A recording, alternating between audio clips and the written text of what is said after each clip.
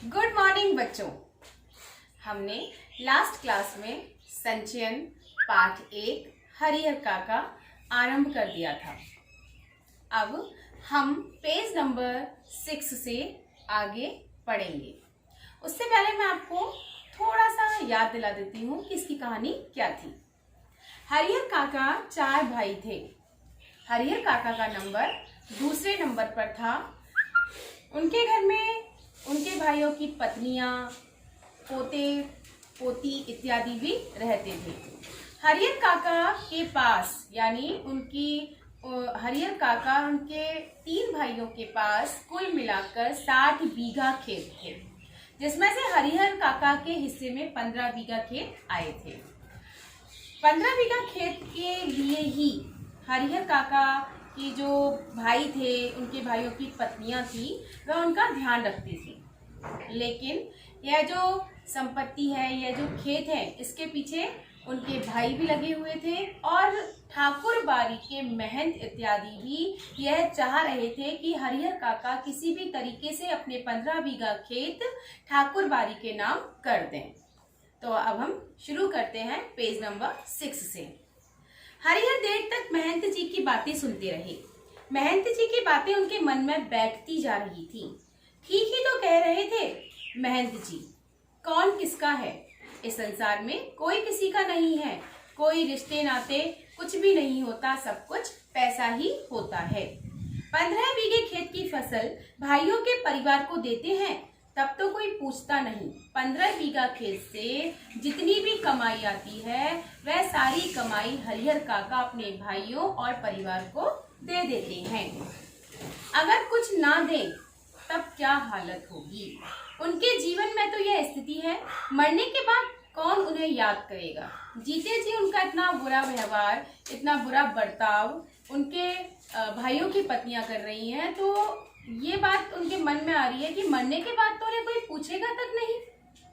सीधे सीधे उनके खेत हड़प जाएंगे, ठाकुर जी के नाम लिख देंगे तो पुश्तों तक लोग उन्हें याद रखेंगे। आगे आने वाली कई पीढ़ियां उन्हें याद रखेंगी। अब तक के जीवन में तो ईश्वर के लिए उन्होंने कुछ नहीं किया, अंतिम समय में तो यह बड़ा पुण्य कमा ली। लेकिन यह सोचते हुए भी हरिहर काका का मुंह नहीं खुल पा रहा था। यह सारा जो उनके मन में अंतर्द्वंद चल रहा था कि क्या करे हरिहर काका, अपने भाइयों के साथ वैसे ही रहते रहें या ठाकुरबाड़ी के नाम अपने 15 बीघा खेत कर दें, यह सवाल उनके मन में बार बार आ रहा था। भाई का परिवार तो अपना ही होता है, उनको ना देकर ठाकुर बारी में दे देना उनके साथ धोखा और विश्वासघात ही होगा। उन्होंने यह विचार किया कि अगर मैं अपने 15 बीघा खेत ठाकुर बारी के नाम कर देता हूँ, तो ऐसा करने से मेरे भाइयों के परिवार के साथ यह धोखा, छल कपट ही होगा। Second paragraph. अपनी बात समाप्त कर महंत जी प्रतिक्रिया जानने के लिए हरिहर की ओर देखने लगे। जब महंत जी ने उन्हें अपनी चिकनी चुपड़ी बातों से बहला फुसलाकर यह समझाने का प्रयत्न किया कि आप अपने 15 बीघा खेत ठाकुरबाड़ी के नाम कर दें, जिससे आपका नाम भी अमर हो जाएगा, तो महंत जी की यह बातें, जब महंत जी ने अपनी सारी बातें हरिहर काका को कह दी थी, तो उसका उत्तर जानने के लिए महंत जी हरिहर काका की ओर देखने लगे। उन्होंने मुंह से तो कुछ नहीं कहा, लेकिन उनके चेहरे के परिवर्तित भाव महंत जी की अनुभवी आंखों से छिपे ना रह सके।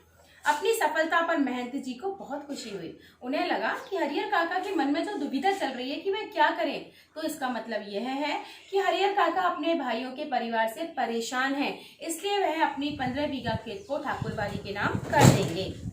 उन्होंने सही जगह वार किया था। अभी वो बहुत गुस्से में थे हरिहर काका, तो महंत जी ने सही जगह वार किया था। इसके बाद उसी वक्त ठाकुरबाड़ी के 2 सेवकों को बुलाकर आदेश दिया कि एक साफ सुथरे कमरे में पलंग पर बिस्तरा लगाकर उनके आराम का इंतजाम करें। फिर तो महंत जी के कहने में जितना समय लगा था, उससे कम समय में ही सेवकों ने हरिहर काका के मना करने के बाद भी हरिहर के लिए विशेष रूप से भोजन की व्यवस्था कर दी। हरिहर काका को महंती जी एक विशेष उद्देश्य से ले आए थे, इसलिए ठाकुरबाड़ी में चहल पहल शुरू हो गई थी। जो महंत जी हैं, वे हरिहर काका को किस उद्देश्य से लाए थे कि हरिहर काका अपने 15 बीघा जो खेत है वह ठाकुरबाड़ी के नाम पर कर दें। इधर शाम को हरिहर काका के भाई जब खलिहान खेतों से लौटे तब उन्हें इस दुर्घटना का पता चला कि हरिहर काका गुस्से में घर से बाहर निकल गए हैं। पहले तो वे अपनी पत्नियों पर खूब बरसे। उन्होंने खूब डांट लगाई अपनी पत्नियों पर कि तुमने हरिहर काका को अच्छा खाना क्यों नहीं दिया, तुमने हरिहर काका को जाने ही क्यों दिया।